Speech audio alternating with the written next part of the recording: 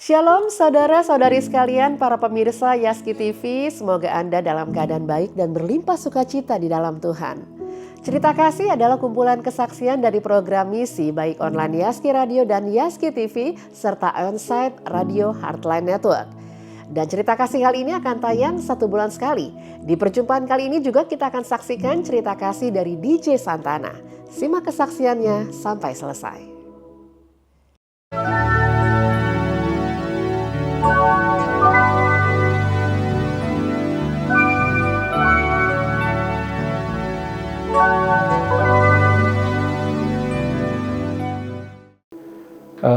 Selamat siang Bapak-Bapak dari organisasi Yaski ya. Khususnya dari Radio Heartline ya. Kami atas nama saya sendiri DJ Santana, Pak DJ Santana mengenalkan dalam kesaksian ini untuk kesaksian yang yang bisa saya uraikan nanti kepada Radio Heartline, seluruh pendengar atau Yaski dimanapun berada. Kami percaya bahwa kesaksian ini menjadi berkat nantinya dalam kehidupan yang selama kami tempuh di saat pandemi sampai sekarang ini. Ya, saya sudah bersyukur Tuhan sudah jawab segalanya dengan adanya berkat-berkat Tuhan yang Tuhan berikan luar biasa. Sebagai entertainment musik ya, musik, jadi istilahnya pemain musik lah, pemain musik, entertainment di kafe-kafe, di restoran. Kalau saya mulai aktivitas saya sebagai pemain musik itu startnya mulai dari jam setengah tujuh malam sampai jam setengah 10 malam. Saya untuk pribadi saya, di saat saya mengenal Tuhan, mulai dari kecil memang sudah saya mengenal Tuhan. Dan bahkan saya mimpi juga 3 kali Tuhan Yesus, itu sudah di dalam pribadi saya. Jadi saya bukan berkata bahwa saya ada kesombongan rohani, tidak. Tetapi itulah iman saya yang saya pegang kuat sampai sekarang ini. Dengan umur saya sudah 59 tahun. Karena Tuhan Yesus tidak pernah tinggalkan saya. Apapun yang terjadi, bahkan saya terombang-ambing kiri kanan, tetap saya selalu andalkan Dia. Nah, untuk yang pertanyaan yang Pak katakan kepada saya mengenai di mana keseriusan saya dengan Tuhan Yesus, itu sudah pasti. Karena yang saya di saat-saat waktu saya jatuh betul tak berdaya, itu saya buka di Mazmur 19, Mazmur 23, Mazmur 119, maaf, Mazmur 119 ayat 105. Itu saja saya lihat. Nah, itu yang dikatakan Tuhan itu pelita bagi firman-Mu, pelita bagi kakiku dan terang bagi jalanku. Itu yang di 105. Itu menguatkan dalam kehidupan saya. Jadi saya harus komitmen tentang hal itu kepada Tuhan. Jadi setiap saat apapun, saya tidak berpikir tentang apa. Pulang kerja pun, saya selalu sudah harus dengarkan firman Tuhan. Ya, itu untuk pribadi saya.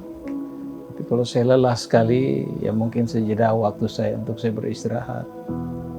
Saya terbaring, saya terbangun, ya saya harus. Itu pasti itu, karena saya sudah komitmen. Apapun yang terjadi pada hidup saya, karena kita mau kemana di dunia ini? Mau kemana? Apapun kita tidak akan bawa. Tidak. Jangan kita berbangga bahwa kita sudah aman dalam hidup ini. Kita harus betul-betul, kita harus ingat bahwa kehidupan yang Tuhan kasih itu sangat luar biasa untuk kita. Jangan kita sia-siakan. Dalam sedetik pun, apapun, sekecil apapun, harus tetap mengucap syukur. Kita harus mengaku di dunia ini bahwa Yesus adalah Tuhan dan Juru Selamat. Dia akan datang. Jadi bagi orang yang mungkin, maaf ya, masing-masing mempunyai pribadi masing-masing. Iya, pergumulan masing-masing dan punya pribadi yang ya kita tidak tahu, isi kepala manusia beda-beda. Tetapi yang saya perlu terangkan atau beri satu pengertian bahwa Yesus itu adalah Tuhan dan Juru Selamat bagi kita orang percaya. Iya kan? Jadi jangan kita suam-suam kuku. Tidak boleh. Paling tidak kita harus betul-betul fighting di dalam hidup itu, bagaimana kita harus kuat. Tapi kita andalkan Tuhan. Itu saja.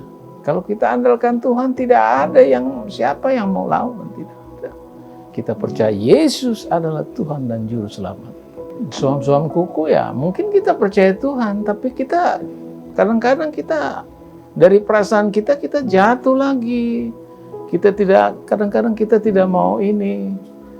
Dan manusia kan kadang-kadang frustasi dia. Tapi nanti dia kembali lagi.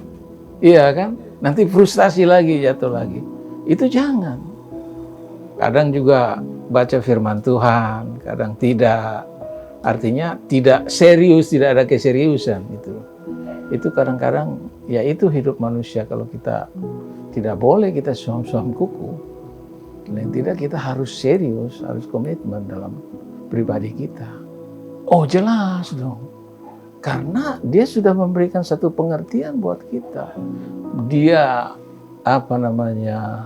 dia korbankan dia punya hidup untuk kita di kayu salib kan. Tidak main-main. Itu dah, makanya justru kita yang tidak boleh main-main.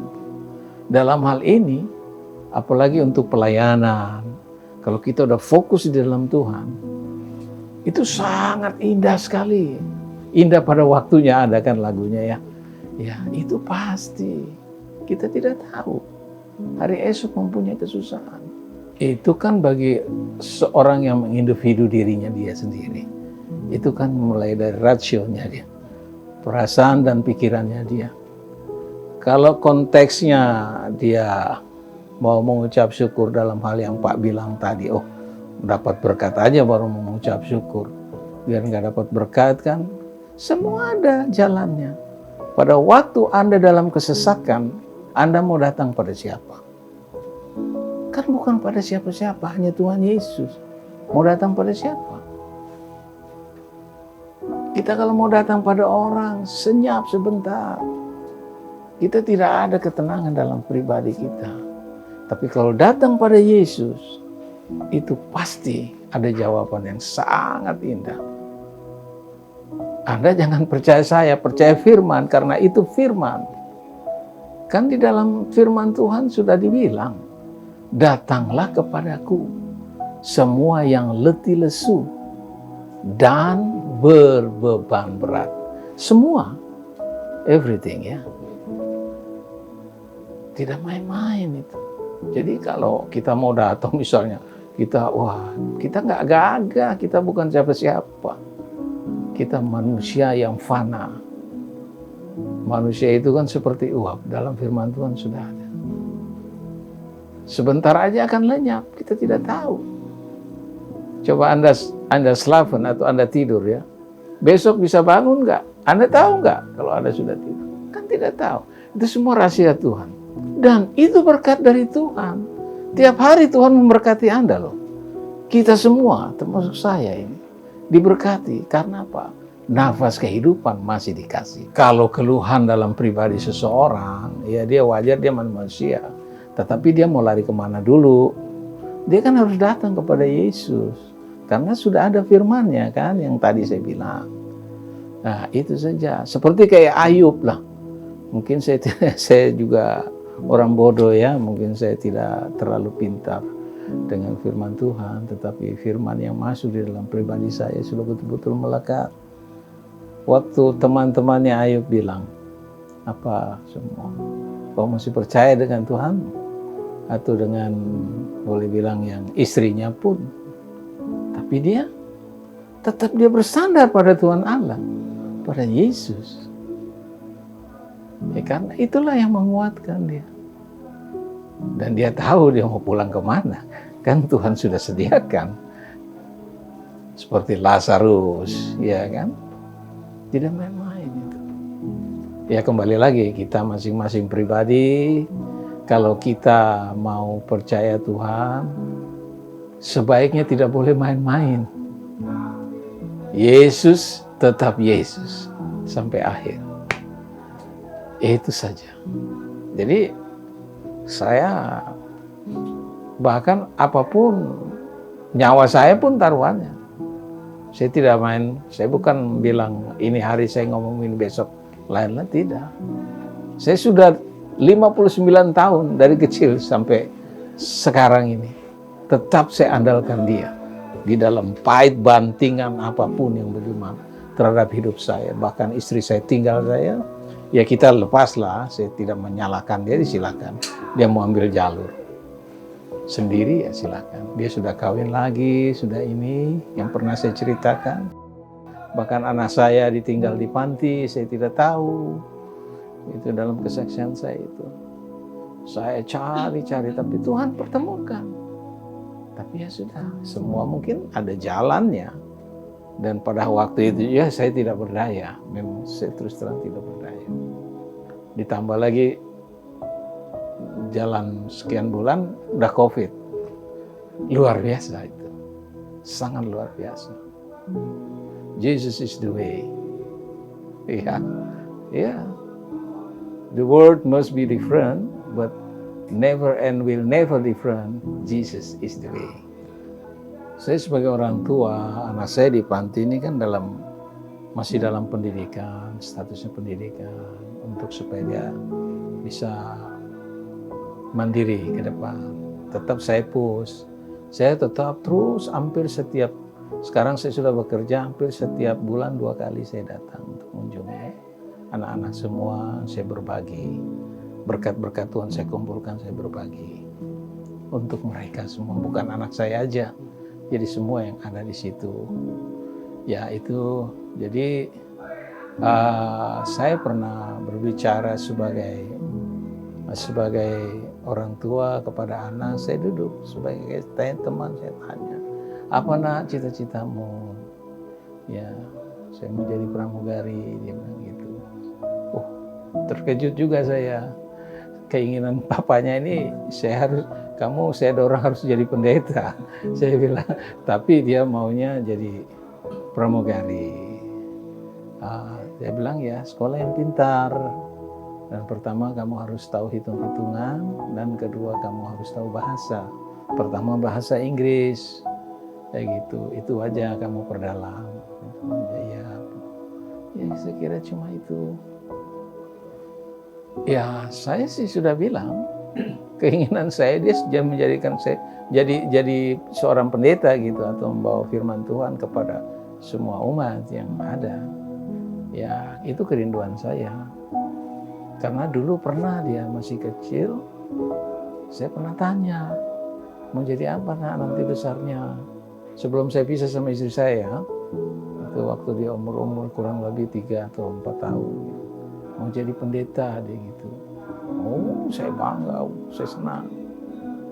Tapi kelamaan ini sekarang sih dia udah umur 12 tahun nih, baru ulang tahun kemarin Agustus ini. Dia bilang dia mau jadi pramugari. Oke, no problem, saya bilang. Nggak jadi pendeta, saya bilang gitu. Ya Pak, saya mau jadi pramugari. Oke, silakan. Dan saya tidak pernah menekan secara psikologi, tidak pernah menekan pikiran apa yang dia mau. Ya kita sharing sebagai kayak teman saja. Saya didik, tapi untuk jangan lupakan Tuhan Yesus, enggak. Tapi saya percaya kok, karena di panti itu setiap 4:30 mereka sudah pada bangun, dan jam 5 mereka sudah berdoa sama-sama. Nah, jadi untuk kerohanian mereka luar biasa, sangat luar biasa. Mungkin papanya kalah juga, karena iya. Jadi saya tidak pernah meragukan anak saya. Biarkan dia berkembang dengan pikiran dia yang baru mau ini, tetapi saya sebagai orang tua tetap saya harus protek dia. Lihat apa yang bagaimana, harus kontrol, kita lihat bagaimana supaya anak ini tidak luar jalur. Tapi kalau masih di dalam asrama, ibarat masih dalam panti asuhan, masih bimbingan dengan masih baik ajarannya. Itu. Bahkan HP pun kalau SMK baru boleh dikasih.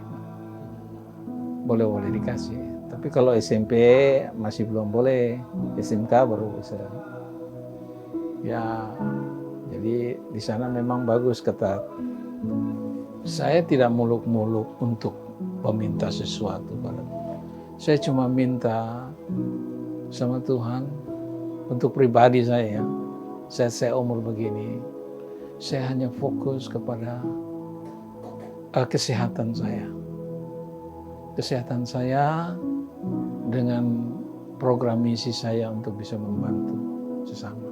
Bila saya mendapat pekerjaan yang betul-betul yang memang Tuhan sudah kasih ini, saya lancar lah ya ibaratnya, ya itu tetap saya harus lakukan. Dan keinginan hidup saya, nanti pada waktu saya sudah finish, saya cuma tinggal di rumah Tuhan Yesus yang sangat baik, sangat indah di sana. Itu aja yang saya minta. Harapan saya tidak minta harta dunia ini ngengat semua. Saya tidak ini. Kita butuh, tetapi itu finansial hanya untuk penyaluran aja. Berkat itu kita harus bagi. Ibarat sepotong roti kita harus bagi-bagi. Kita tidak boleh serakah, tidak boleh ini. Jadi biasanya dulu saya bisa bermain grup, sekarang saya cuma main 2 orang aja. Dulu saya bisa pegang entertain hampir semua anak buah saya banyak. Tapi sekarang saya cuma bawa diri saya sendiri, paling dengan partner saya, teman saya, itu saja. Ya, kalau bagi saya pribadi, saya selalu setia dengan Radio Heartland. Ini menjadi masukan bagi para pendengar ya. Kalau memang toh kita serius, kita mendengarkan firman, apalagi kita dengar di radio Heartland, sharing and prayer, atau ya bagaimana kita membawa hidup kita ini, kita membawa kepada siapa? Kalau bukan kepada Tuhan Yesus. Karena di saat dunia ini akan sudah tidak ada kedamaian, di firman Tuhan ada juga kan kekacauan akan terjadi. Di mana-mana itu sudah akan terjadi. Kita mau kemana? Ya, para pendengar Heartland yang baik, lebih baik kita mendengarkan firman Tuhan. Kita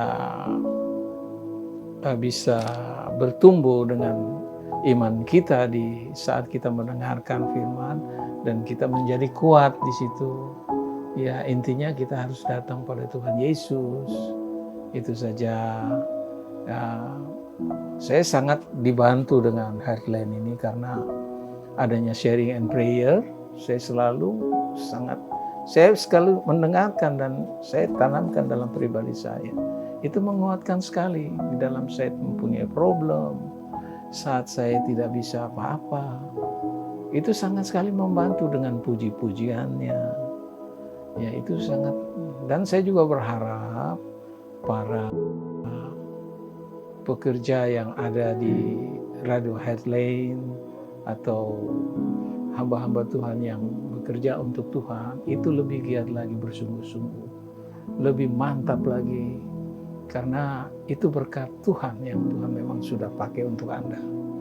Itu saja. Jadi betul-betul harus dengan kesungguhan. Itu sebagai contoh bagi kita-kita yang belum mengenal Tuhan lebih dalam gitu loh, maksud saya.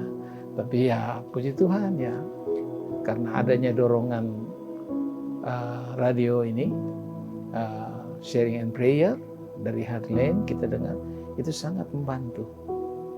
Sangat membantu.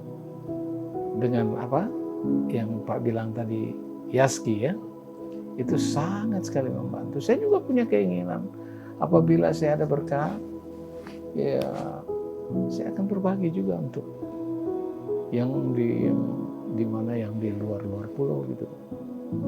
Itu keinginan saya, karena kan kita baru pandemi baru berjalan baru berapa bulan ini, baru ibaratnya kita harus menyusun pelan-pelan. Harus mungkin tutup tahun ini, ya puji Tuhan dia terus extendnya bagus, pengembangannya bagus ya. Saya kira saya cukup memberikan yang itu kesaksian dalam pribadi saya, dan saya juga berharap kru terima kasih mau mendengarkan kesaksian saya itu ya. Semua itu mindsetnya dari kita, dari mindset dan kita punya hati.